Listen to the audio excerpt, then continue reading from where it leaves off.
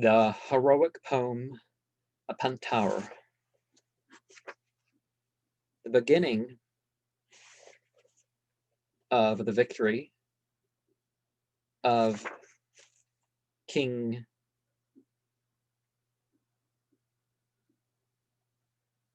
Yemen Ra Mu Masu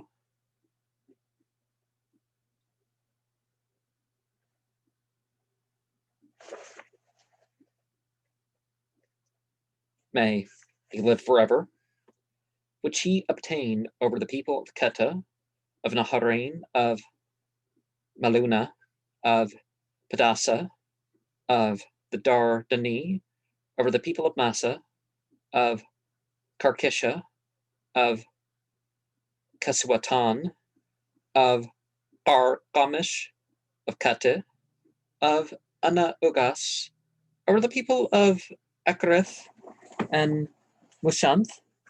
The youthful king with the bold hand has not his equal. His arms are powerful, his heart is firm, his strength is like that of the entity of war, Mentu. In the midst of the fight he leads his warriors to unknown peoples. He seizes his weapons and is a wall of iron for his warriors, their shield in the day of battle. He seizes his bow, and no one is equal to him. Mightier than 100,000 united together, goes he forward. His courage is firm like that of a bull, which seizes the he is smitten. Now there's already forwards some missing portion. Seizes missing portion. All peoples. And okay. Himself together. No man knows the thousands of men who fell down, nor the hundreds of thousands that sank before his glance. Terrible is he when his war cry resounds, bolder than the whole world, dreadful as the grim lion in the valley of the gazelles. His command will be performed, no opponent dares to speak against him. Wise is his counsel, complete are his decisions, when he wears the royal crown Etuf and declares his will, a protector of his people against unrighteousness. His heart is like a mountain of iron. Such is King Yemen Ra Mu Masa Su.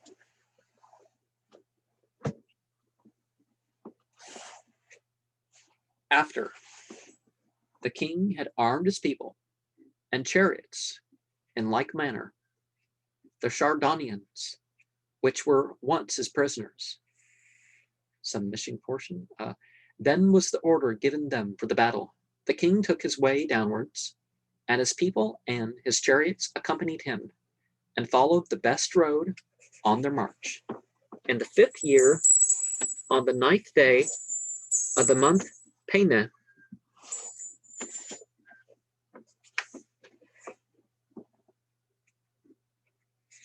the fortress of Kitam, of the land of Zar, opened to the king. Some missing portion here. As if he had been the entity of war, Mentu himself. The whole world trembled at his approach, and terror seized all enemies who came near to bow themselves before the king. And as the warriors passed by the path of the desert and went on along the roads of the north, many days after this, the king was in the city of Yemen Ra Mu Masu,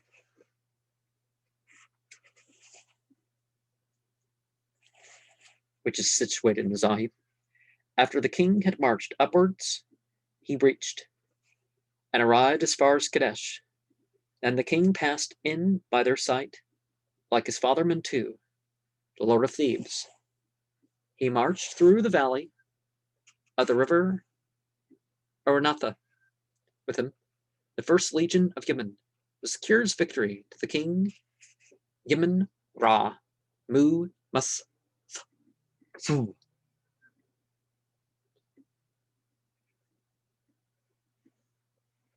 And when the king approached the city, behold, there was the miserable king of the hostile Keta already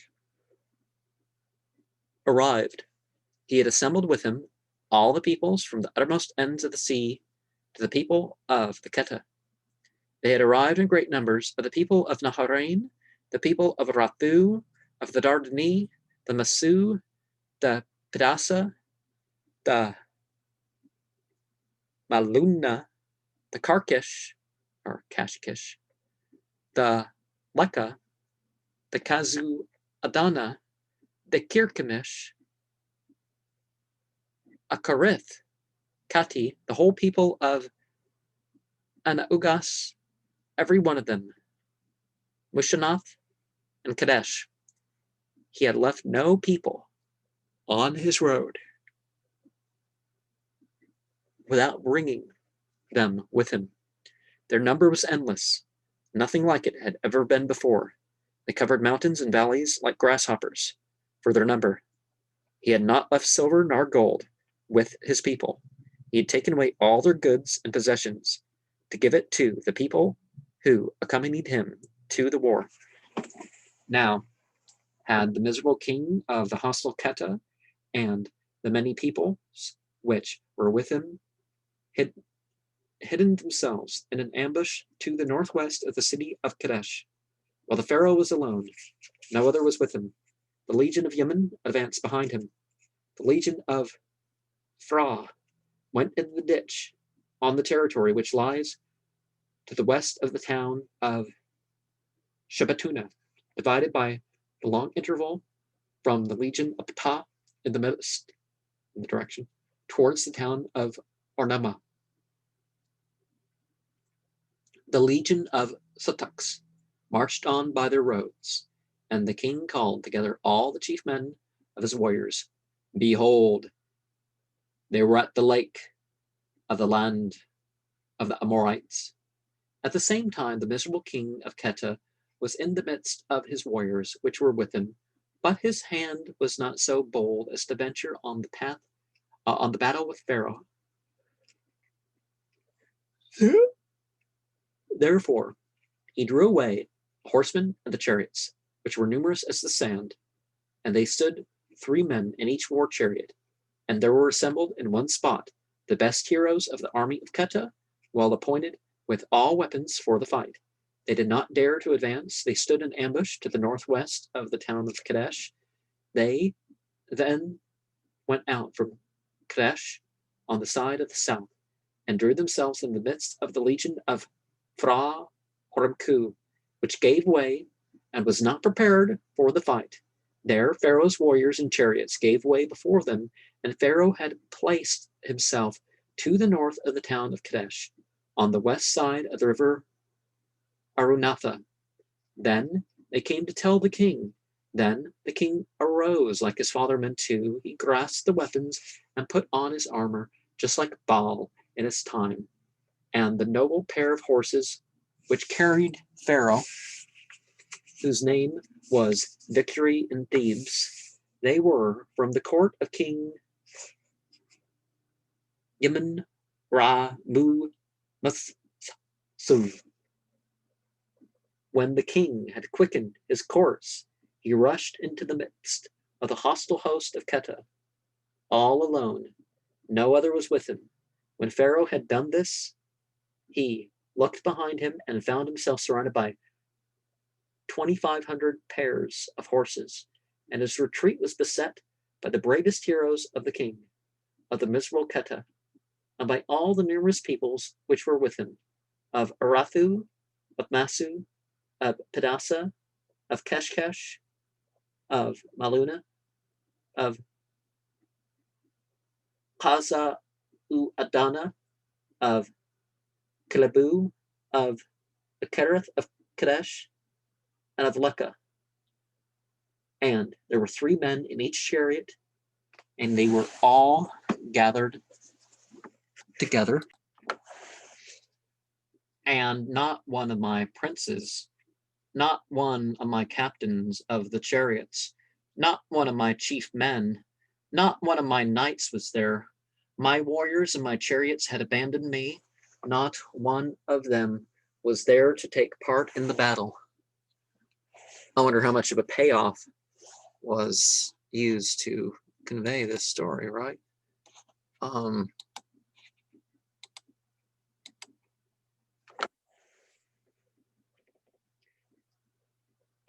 Thereupon speaks Pharaoh, where art thou, my father Yemen? If this means that the father has forgotten his son, behold, have I done anything without thy knowledge? Or have I not gone by and followed the judgments of thy mouth? Never were the precepts of thy mouth transgressed, nor have I broken thy commands in any respect. Yemen's like the invisible one, right? So the noble lord and ruler of Egypt, should he bow himself before the foreign peoples in his way, whatever may be the intention of these herdsmen, Yemen should stand higher than the miserable one who knows nothing of God. Shall it have been for nothing that I have dedicated to thee many and noble monuments, that I have filled thy temples with my prisoners of war, that I have built to thee temples to last many thousands of years, that I have given to thee all my substance as household furniture, that the whole united land has been ordered to pay tribute to thee, that I have dedicated to thee sacrifices of 10,000s of oxen, and of all good and sweet-smelling woods. Never did I withhold my hand from doing that which thy wish required. I have built for thee Parpelia and wonderful works of stone. I have raised to thee masts for all times. I have conveyed obelisks for thee from the island of Elephantine. It was I who had brought for thee the everlasting stone, who caused the ships to go on for thee on the sea, to bring thee the productions of foreign nations. Where has it been told that such a thing was done at any other time? Let him be put to shame who rejects my commands. But good be to him who acknowledges thee, O Yemen. I have acted for thee with a willing heart, therefore I call on thee. Behold now, Yemen, I am in the midst of my many unknown peoples, in great numbers. All have united themselves, and I am all alone. No other is with me. My warriors and my charioteers have deserted me. I called to them, and not one of them heard my voice. But I found that Yemen is better to me than millions of warriors, than hundreds of thousands of horses, than tens of thousands of brothers and sons, even if they were all united together in one place. There's something to be said for the whole the invisible is better than the visible. But don't let me be mistaken in saying that, you detach yourselves from the physical reality. No, that's not what I'm saying. The works of a multitude of men are nothing. Yemen is better than they. What has happened to me here is according to the command of thy mouth, O Yemen, and I will not transgress thy command. Behold, I call upon thee at the uttermost ends of the world, and my voice found an echo in Hermontis, and Yemen heard it, and came at my cry. He reached out his hand to me, and I shouted for joy. He called out to me from behind. I have hastened to thee, Yemen Ra Mu Mas Su. I am with thee. I am he, thy father, the sun entity Ra. My hand is with thee. Yes, I am worth more than hundreds of thousands united in one place. I am the Lord of victory, the friend of valor. I have found in thee a right spirit, and my heart rejoices thereat. All this came to pass. I was changed, being made like the entity Mentu. I hurled the dart with my right hand, I fought with my left hand. I was like Baal in his time before their sight. I had found 2,500 pair of horses. I was in the midst of them, but they were dashed in pieces before my horses.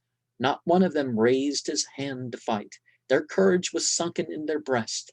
Their limbs gave way. They could not hurl the dart, nor had they the courage to thrust with the spear. I had made them fall into the waters just as the crocodiles fell in. They tumbled down on their faces one after another. I killed them at my pleasure, so that not one looked back behind him, nor did another turn around. Each one fell. He raised himself not up again. There stood still the miserable king of Keta in the midst of his warriors and his chariots to behold the fight of the king. He was all alone, not one of his warriors, not one of his chariots was with him. There he turned round for fright before the king, and thereupon sent the princes in great numbers, each of them with his chariot, well equipped with all kinds of offensive weapons. The king of Arathu and him of Massa, the king of Maluna, and him of Aleka, the king of Dardane, and him of Keshkesh, the king of Carchemish, and him of Kelebu. There were all together the brothers of the king of Keta, united in one place to the number of 2,500 pairs of horses. They forthwith rushed right on, their countenance directed to the flame of fire in my face. I rushed down upon them. Like Mentu was I let them taste my hand. In the space of a moment, I dashed them down and killed them where they stood.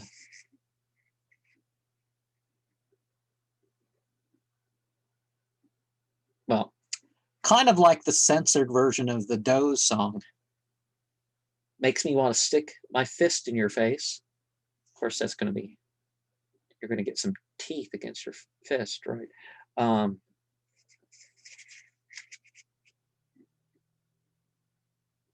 Dashed him down, killed him. Then cried out one of them to his neighbor, saying, "This is no man. Ah, woe to us!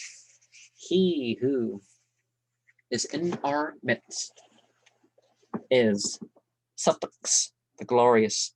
Baal is in all his limbs. Let us hasten and flee before him. Let us save our lives. Let us try our breath. As soon as any one attacked him, his hand fell down and every limb of his body. They could not aim either at the bow or spear. They only looked at him as he came on in his headlong career from afar. The king was behind them like a griffin. Thus speaks the king. I struck them down. They did not escape me. I lift up my voice to my warriors and to my charioteers and spake to them, halt, stand, take courage, my warriors, my charioteers, look upon my victory. I am alone, but Yemen is my helper, and his hand is with me. When Mana, my charioteer, beheld with his eyes how many pairs of horses surrounded me, and his courage left him, and his heart was afraid, evident terror and great fright took possession of his whole body. Immediately he spoke to me, "My gracious lord, thou brave king, thou guardian of the Egyptians in the day of battle, protect us. We stand alone in the midst of enemies. Stop to save the breath of life for us. Give us deliverance. Protect us, O king. Yemen, Ra, Mu, Mus, Su."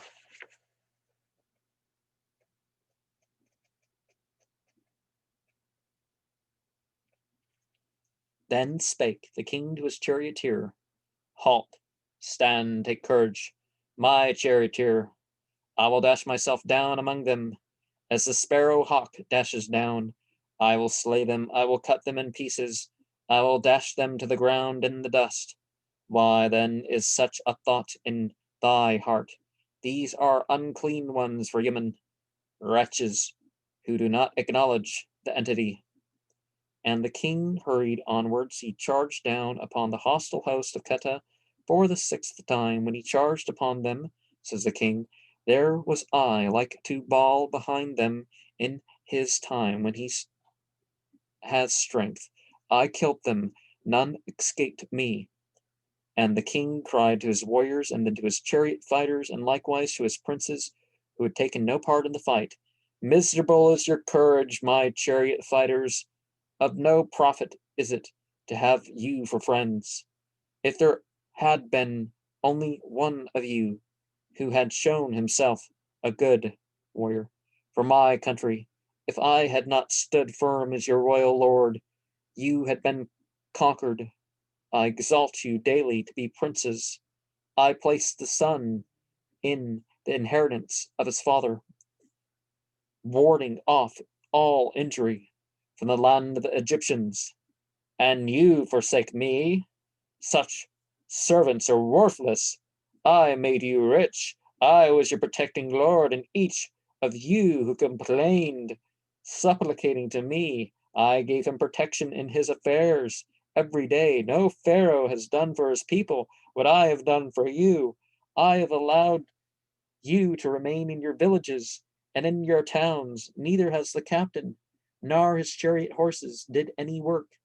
I pointed out to them the road from their city, that they might find it in like manner at the day and at the hour at which the battle comes on.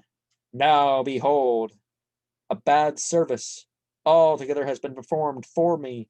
None of you stood by, ready to stretch out his hand to me when I fought by the name of my father Yemen. Oh, that I might be for Egypt like my father, the sun entity Ra. Not a single one of you would watch to attend what concerns his duty in the land of Egypt, for such ought to be the good kind of men who have been entrusted with work for the memorial places in Thebes, the city of Yemen. This is a great fault which my warriors and my chariot fighters have committed. Greater it is possible, greater than it is possible to describe. Now, behold, I have achieved the victory. No warrior and no chariot fighter was with me. The whole world from afar beholds the strength of my arm. I was all alone. No other was with me. No prince was by my side. Of the captains of the chariots, no captains of the soldiers, nor any horsemen. The foreign peoples were eyewitnesses of this. They published my name to the furthest and most unknown regions. All the combatants whom my hand left surviving, they stood there, turning themselves to wonder at what I did, and though millions of them had been there, they would not have kept their feet, but would have run away, for every one who shot an arrow aimed at me, his own weapon failed, which should have reached me. When now my warriors and my charioteers saw that I was named like Mentu of the victorious arm. What's the Celtic supposed divinity with the victorious arm? The nod of the silver hand, or what is it? Um, and that Yemen may, my father was with me, and the special favor he had done for me, and that the foreigners all lay hay before my horses, and they came forward, one after another, out of the camp of at the time of evening, and found all the people which had come against them, the best combatants of the people of Keta, out of the sons and brothers of their king, stretched out and weltering in their blood. And when it was light on the next morning, in the plain of the land of Kadesh, one could hardly find a place for his foot on account of their multitude. Then came my warriors forward to praise highly my name. Full of astonishment at what I had done, my princes came forward to honor my courage, and my chariot fighters also to praise my strength. How wast thou, great champion, of firm courage, the savior of thy warriors, out of all the chariot fighters, thou son of Yemen, who came forth out of the hands of the entity, Thou hast annihilated the people of Keta by thy powerful arm. Thou art a good champion, a lord of victory. No other king fights as thou dost for his warriors in the day of battle. Thou, O bold one, art the first in the fight. The whole world united in one place does not trouble thee. Thou art the greatest conqueror at the head of thy warriors. In the sight of the whole world, no one dares to contend with thee. Thou art he who protects the Egyptians, who chastises the foreigners. Thou hast broken the neck of Keta for everlasting times. Now, but what if the Egyptians were the ones in the wrong and the foreigners were the ones in the right? What would be the case then?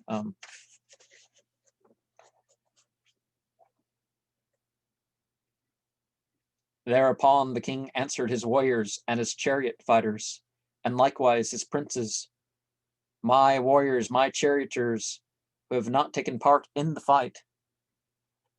A man does not succeed in obtaining honor in his city unless he comes and exhibits his prowess before his lord the king. Good will be his name if he is a brave in the battle. By deeds will such a one obtain the applause of the land. Have I not given what is good to each of you, that ye have left me, so that I was alone in the midst of hostile hosts? Forsaken by you, my life was in peril, and you breathed tranquility, and I was alone. Could you not have said in your hearts that I was a rampart of iron to you?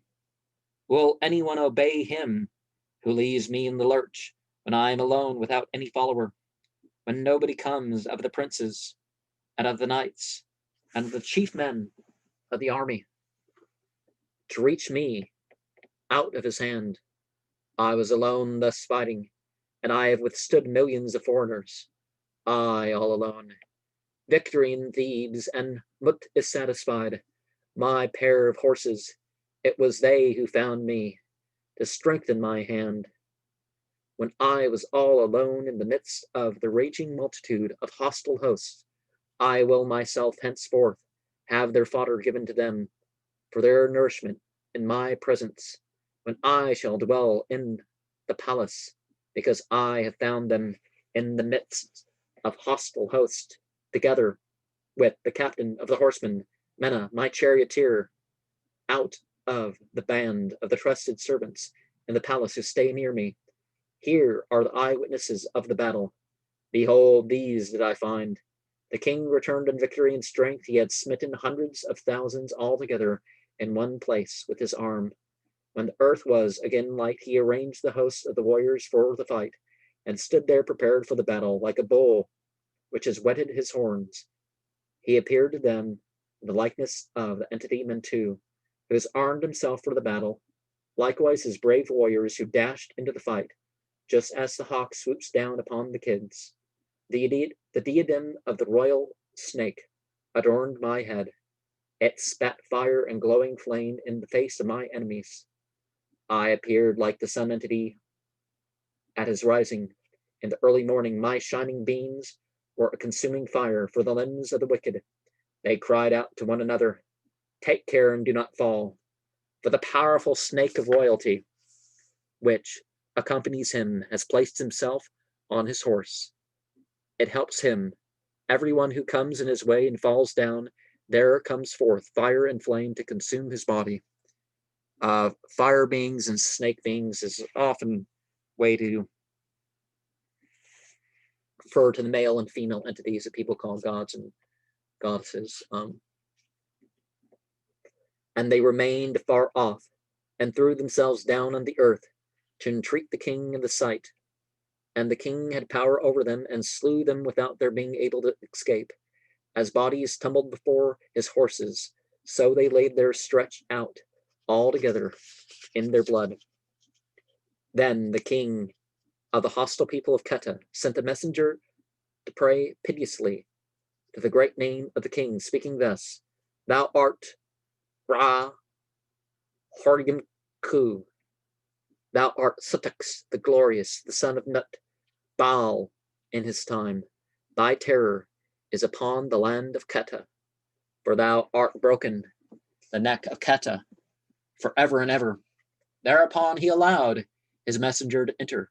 He bore a writing in his hand with the address to the great double name of the king, and thus it ran: May this suffice for the satisfaction of the heart of the holiness of the royal house of the son Her, the mighty bull who loves with justice, the great lord, protector of his people, the brave with his arm, the rampart of his lifeguards in the day of battle, the king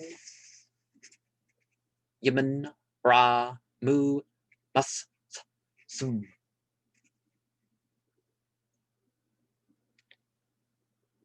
The servant speaks.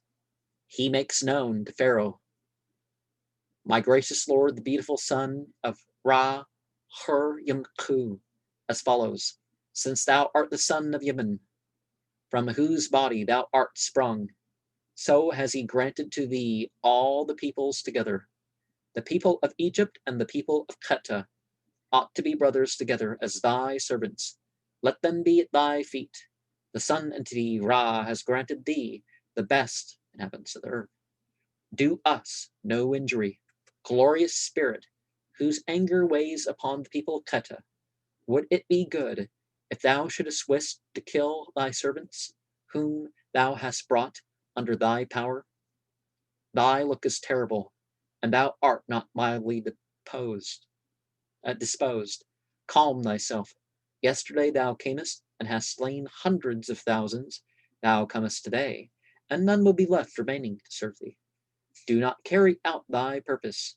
Thou mighty king, better is peace than war.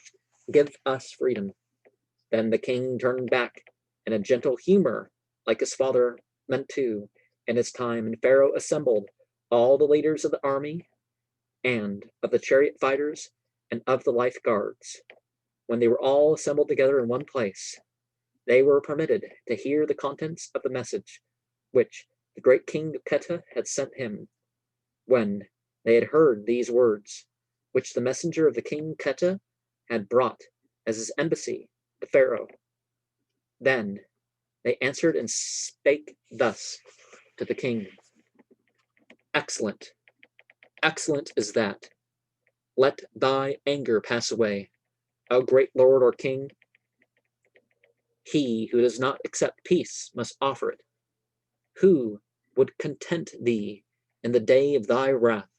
Then the king gave order to listen to the words of him, the king of Keta, and he let his hands rest in order to return to the south. Then the king went in peace to the land of Egypt with his princes, with his army, and his charioteers in serene humor in the sight of his people. All countries feared the power of the king, as of the Lord of both the worlds. It had protected his own warriors. All people came at his name, and their kings fell down to pray before his beautiful countenance. The king reached the city of Yemen Ra Mu Mas Su. YMNRAEMUMS,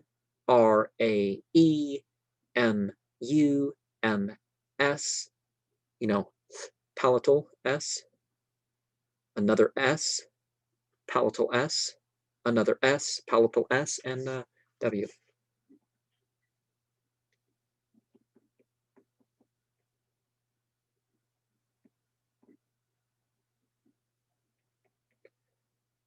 The great worshipper of Ra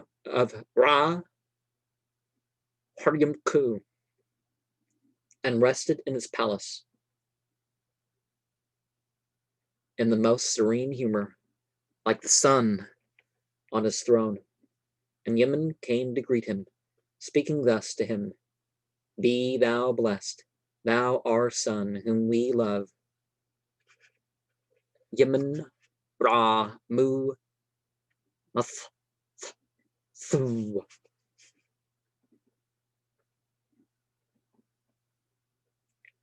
May they, entities, secure to him without end many 30 years festivals of jubilee, forever on the chair of his father Temu, and may all lands be under his feet. The battles of Yemen, Ra, Mu, Matsu,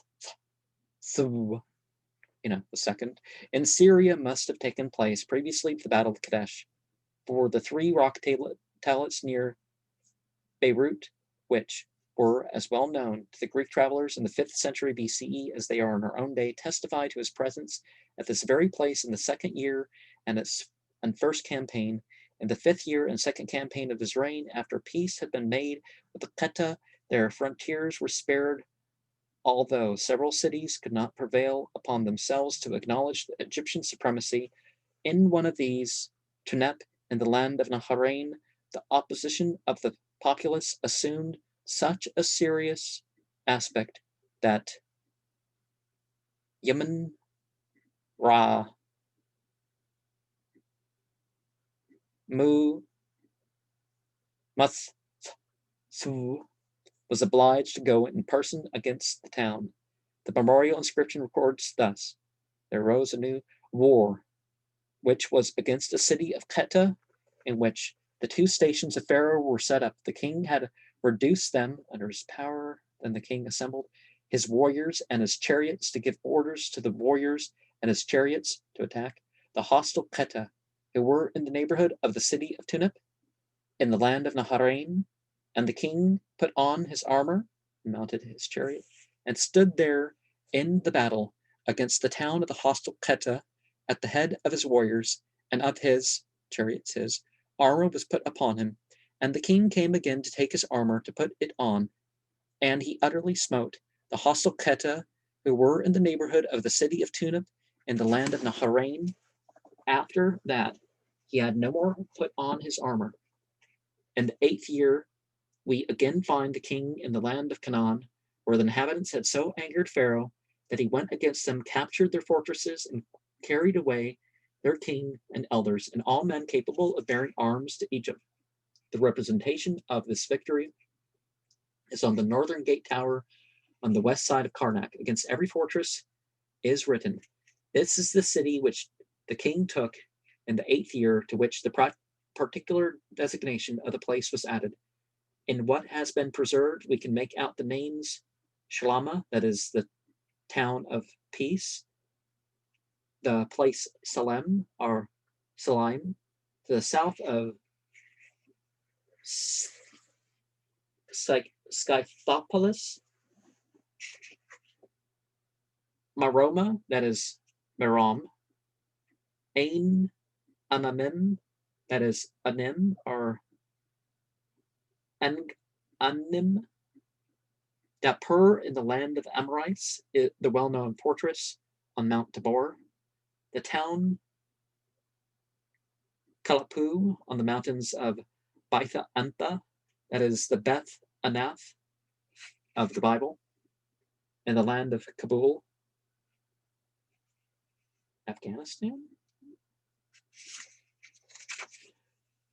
That Yemen Ra Mu Mas Su, second, was the ruler of the foreign peoples of Singara and Kheta, is proved by the list of conquered places on its monuments at Thebes. They correspond entirely with those taken by Drahota Nefer Kasper Mas, the third.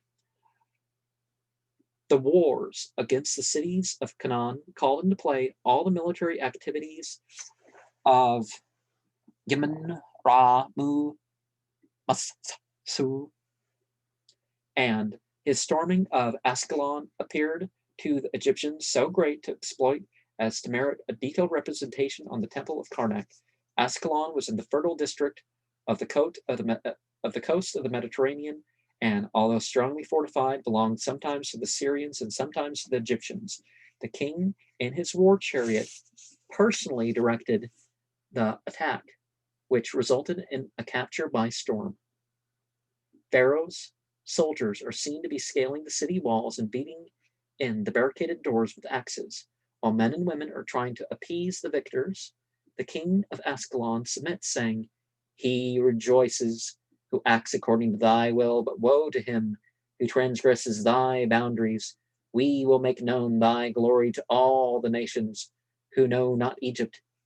This seems to have been the only instance in which Ascalon broke faith with the Pharaohs. And okay, I'll move on to the next bit. As a consequence of the wars in Western Asia, a great number of prisoners were brought to the Nile Valley. On the temple at Luxor, there is a scene with the inscription, "Catalogue of the princes of the people of Kheta, whom Pharaoh has brought back as living prisoners to fill the houses of his father Yemen, and of the people of Dardane, of Padassa, and others. As leaders of the band of prisoners, there appears the king's sons, Yemenhur, Kapeshef, Kamwas, Marayemen." I mean, Marayemen would be Yemen, Ra, Mu, Mas, Su, right, and Ptah, Mur, Satin, who had all taken part in the campaign and distinguished themselves at storming of Tabur. Oh, these are the kings. Okay, I messed that one up. So Meriamun and Seti, I don't know what, it sets them apart in that way. But anyways, although Ramses, I mean, it's not Ramses. Say, Yemen, Ra, Mu, Mas, Su, is always represented as fighting on land. It is evident that his campaigns were also carried out by water, and that his sailors measured themselves in sea fights with the most powerful maritime nations for the dominance of the sea. A short but valuable notice on the rock tablet on the outside of the temple of Abu Simbel places this fact beyond doubt. The growing troubles in Canaan, the pushing forward of whole races in Western Asia, but there are a few different races in Asia, but Western Asia is really the same race, isn't it? Unless you're saying Western Asia in a way that says the Persians are different than the Hindus, I guess. Owing to the immigration of warlike tribes of foreign origin, and the Semites are different than that's a third race over there. And those are Slav people. So it depends on where you divide Europe and Asia, Africa and stuff, right? Owing to the immigration of warlike tribes of foreign origin seem to have caused anxiety to the kings of Kheta as well as to Pharaoh. Then the lord of Kheta, Khetarsar, was the first to make his Egyptian friend a proposal. Is that where you get the term Kaiser or Caesar stuff?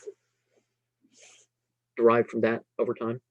Was the first to make his Egyptian friend the proposal written on a tablet of silver for an offensive and defensive alliance. Yemen, Ra, Mu, Mas, Su, the second, was prudent enough not to refuse it, for the burp, and a treaty was made, which laid the foundation of the intimate friendship so often mentioned by the chroniclers of the time between the two great empires of Asia and Africa. Well, China was already a culture, but I guess they kind of left the whole China thing alone. And they really kind of left the Hindus alone. But it was couched in the following terms, which we will get to in the next show. Sharma, peace be upon you.